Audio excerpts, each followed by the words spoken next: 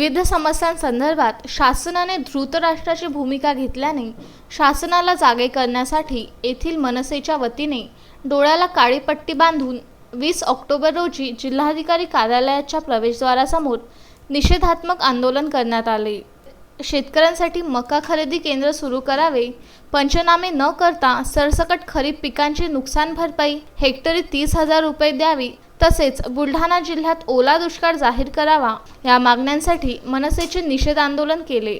जिल्ह्यात प्रचंड पाऊस झाला, अतिवृष्टीने जिल्ह्यातील शेतकरी उन्मळून पडला आहे। मका खरेदी केंद्र अद्यापही सुरू झालेले नाही। या समस्यांकडे शासनाचे डोळेझाक होत असून याचा मनसेने डोळ्याला काळी पट्टी बांधून निषेध व्यक्त केला। यावेळी मागण्यांचे निवेदन जिल्हा प्रशासनाला देण्यात आले।